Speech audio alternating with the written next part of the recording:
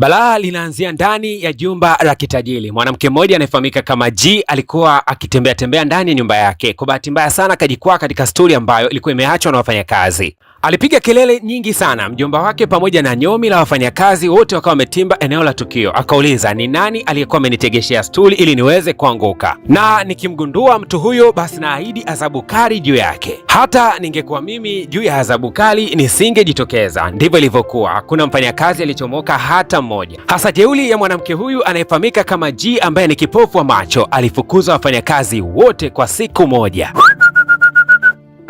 Huyu dada ana shida gani? Historia inaturudisha nyuma miaka kama 5 iliyoweza kupita. Dada huyu anayefahamika kama G alikuwaga ni kiongozi wa timu fulani hivi inayocheza densi ya ballet na alikuwa akiongoza, lakini kwa bahati mbaya siku moja katika tamasha akaangukiwa na viupa fulani katika macho na akasababisha upofu wake. Mbaya zaidi ni kwamba hata wazazi wake hawakukawia sana, wakapoteza maisha. Tena ilikuwa ni kwa ajali mbaya sana ya gari. Mwisho wa siku mtu aliyechukua jukumu la kumhudumia bidada akawa ni mjomba wake. Simu zilikuwa zikipigwa kutokea hospitali kubwa tofauti ndani ya nchi ya Korea, lakini kwa bahati mbaya hakuwepo daktari yeyote aliyeweza kuyatibia macho yake. Simu za kukosekana kwa daktari anayeweza kuyatibia macho ya bidada ilikuwa inamvunja sana moyo, na alikuwa akimchukua mbwa wake na mara tu anaenda kutembea katika mitaa kwa hasira sana. Lakini katika wakati huo tunaonyeshwa juu kabisa ya jengo la ghorofa kuna mwamba mmoja anafahamika kama Dani. Huyu jamaa akawa amejirusha kutokea ghorofani na mara ghafla mbawa zikachomoka. Huyu mwamba ni malaika Dani na ni miongoni mwa malaika wenye huruma sana. Siku ya leo alikutana na mzee mmoja akiwa amepakia mbwa katika juu ya gari, kitu ambacho alijisikia vibaya sana kuona kwamba wale mbwa wamefungwa vibaya. Akajipenyeza na kuingia ndani ya hili gari ambalo mzee huyu mfuga mbwa alikuwa amepakia mbwa wake, lakini huyu mzee alikuwa amuone, akaanza kumfanyia miuzauza fulani hivi. Mzee mwisho wa siku akapoteza mwelekeo na kuangusha gari yake. Mbwa wote waliokuwa wamefungwa wakaondoka eneo lile, lakini kuna kambwa kadogo hivi kwa bahati mbaya kutokana na mwanguko wa gari kakawa kameweza kupoteza maisha. Mwamba akaisafirisha roho yake na kuilaza mahali pema. Mshikaji kila anapotekeleza jukumu jema basi huwa kuna credit ambazo huwa anazipata na kuna mahali ambapo anapatarajia kufika, lakini siku ya leo alisikia kuna mbwa anabweka mitaa jirani na makaburi, na kumbe alikuwa ni yule mbwa wa bidada G ambaye anamtumia sana kutembea naye katika mitaa. Kumbuka kwamba bidada G ni kipofu. Sasa kuna wauni wawili walikuwa wakisema kwamba unajua vipofu wote wanatakiwa kukaa nyumbani, sio kuja kutusumbua huku mtaani, mnatutamanisha. Sasa bidada akawa anaomba msamaha kwamba naomba basi mnisamehe, lakini wakazidi kumsogelea kwa jirani, kisha akatoa kichupa fulani na kumwambia kuwa unatakiwa kunywa kinywaji hichi bidada. Na kadri bidada G anapozidi kugoma ndivyo akazidi kumzabazaba kidogo katika maeneo ya makalio yake na kumshika katika maeneo ya kifua, kitu ambacho kikaanza kumkela huyu malaika Dani. Na wakati mwamba Dani anataka kwenda kumsaidia bidada, mara bidada akatoa ile fimbo yake ya kipofu, akaichomoa ile fimbo na kuanza kuwatandika hawa miamba. Walishangaa sana kuona kwamba bidada anaitumia fimbo yake vizuri na amewaweza wote. Na baadaye bidada akawa anaondoka katika eneo lile, lakini kila akikumbuka kwamba miaka 5 iliweza kupita nyuma alikuwa anaona, akajikuta anatamani kuanza kulia. Akafikicha macho yake kwa hasira akisema kuwa nilikuwa naona mimi. Ukweli ni kwamba bidada amelia sana kutoka siku aliyopoteza uwezo wa kuona, kwa mpaka machozi yamekauka na hana uwezo wa kutoa machozi tena. Ghafla tu mvua ilikuwa inanyesha, akafurahi kuona kuwa mvua ilikuwa imemsaidia kumwaga machozi. Na mwamba Dani alipoona mvua hii inamnyeshia bidada kwa wingi sana na bidada amerelax tu, basi moja kwa moja akaenda akakaa kando ya bidada, kisha akaweza kuistopisha ile mvua na akaweka jua liweze kumulika wakati huo. Lakini ghafla bidada G akasema kuwa we ni nani uliyekaa kando yangu? Mwamba Dani akashangaa sana kwa sababu si kawaida ya binadamu yote kuhisi wala kugundua kwamba malaika yuko kando. Jamaa ikabidi kusogea pembeni kidogo, lakini ghafla bidada akamuuliza ni kwa nini unasogea pembeni?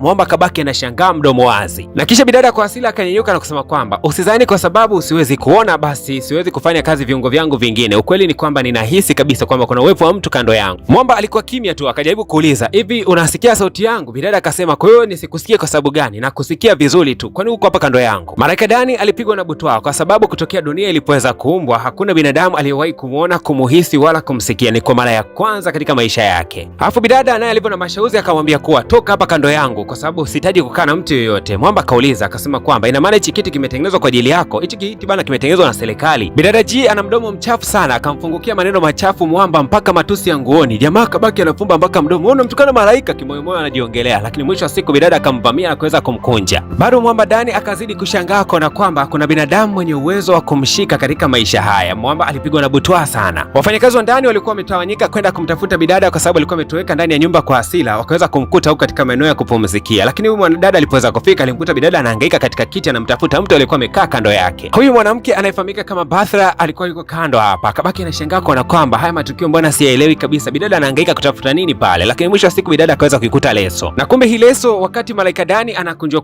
katika maeneo yake ya shati alikuwa ameiangusha, na bidada akaweza kuiokota na kuichukua. Na kwa faida yako tu ni kwamba kile kileso ndo kitu cha msingi zaidi kwa yule Malaika Dani kuweza kufanya kazi zake. Kama akikosa ile leso, basi shughuli inakuwa ni pevu sana, hasa huku upande wa pili Malaika Dani kutokea asubuhi mpaka nyakati hizi bado haamini kana kwamba ameweza kuonekana. Nyakati za usiku hizi akasimama katikati ya barabara, kisha akanyosha mkono wake. Kwa bahati mbaya hakuna gari iliyoweza kumgusa hata moja. Swali ni moja tu linalounguruma katika akili yake, ni kwa nini sasa yule bidada ameweza kuniona na kunisikia, au ninaota mimi mwenyewe malaika? Na wakati anaendelea kujiuliza, ghafla kuna gari ilikuwa imepita kando yake, na mwisho wa siku ikawa imeweza kumgonga paka baada ya kugonga nguzo, kitu ambacho kikamsababisha mwamba kama kawaida aende kwa yule paka ili aweze kuchukua roho yake na kaipumzishe. Lakini jirani tu na huyu paka, mwamba akaanza kukumbuka matukio ambayo kiongozi wake alikwenda kumsii siku za hivi karibuni, akimwambia kwamba umebakiza kazi moja tu, baada ya kuikamilisha kazi hiyo basi utakwenda kubadilika na kuingia katika cheo chako ambacho unatakiwa kuwa. Na huyu kiongozi wake akamwambia kuwa kama ukishindwa kutimiliza kazi hiyo, basi hakika utakuja kutoweka kama mshumaa unavyoisha. Hasa mwamba baada ya kuipumzisha roho ya yule paka kwa amani, mwisho wa siku akawa anarudi nyumbani ili kutazama katika eneo lake la koti la suti, akagundua kwamba kitambaa chake hakipo. Katika kuvuta kumbukumbu akakumbuka kwamba yule bidada alipokuwa amemkuida, huenda yule ndo alikuwa ameiangusha ile leso katika mitaa ile. Basi akasema haraka sana anatakiwa akachukua ile leso kwa sababu amebakiza masaa 12 tu aweze kupanda nafasi yake na aondoke katika ulimwengu huu. Mwamba alitafuta ile leso mpaka alichoka, akakuja kugundua kwamba huenda yule mwanamke ndio alikuwa ameichukua ile leso. Huenda kika mwanamke ni kaizi bwana, hasa kwa kuwa malaika wana uwezo wa kuteleport, ama ni kupotea na kutokea sehemu nyingine. Basi moja kwa moja akatokea katika nyumba ya bidada, na huku alipoweza kufika tu akaiona ile leso bidada akiwa amelalia nyakati za usiku. Alipotaka kuichukua leso hii, bidada akawa amehisi kana kwamba kuna mtu hapa ndani. Mwamba kabana pumzi asipumue hata kidogo, bidada hata asiweze kumsikia, na mwisho wa siku bidada akazimisha mshumaa na kuendelea kulalia ile leso. Malaika Dani akapanda juu kabisa ya ghorofa, huku akaanza kujilaumu ni kwa nini ameshindwa kuichukua leso kwa wakati huu. Tunaonyeshwa ni siku ya kesho yake. Bidada G anaelekea katika maeneo ya ofisini, lakini huko ofisini anayeongoza kampuni kwa sasa ni anti yake anayefahamika kama Sunja. Kutokea siku wazazi wake walipoweza kufariki, basi huyu ndo alikuwa akiongoza kampuni. Upande wa Malaika Dani hali ni tete. Kutokea jana usiku bado anatapatapa tu kukitafuta kile kitambaa chake mpaka ndani ya gari ambayo bidada anaitumia. Bidada akawa ameshtukia kwamba hapa ndani pana mtu, akawa amevaa headphone, na dakika chache mbele wakawa wamefika katika kampuni. Mjomba wake na anti yake wakawa wameweza kumkaribia na huku akimpokea kwa furaha sana, lakini walipokuwa wamemsogelea jirani na kutaka kumkumbatia, bidada akawa amewasukumiza mbali. Hii kitu ilimkera sana Sunja na akaanza kuonesha rangi yake halisia kwa kuanza kumfokea bidada. Lakini haya malumbano bidada hakutaka yadumu kwa muda mrefu, kwa sababu hapa wamezungukwa na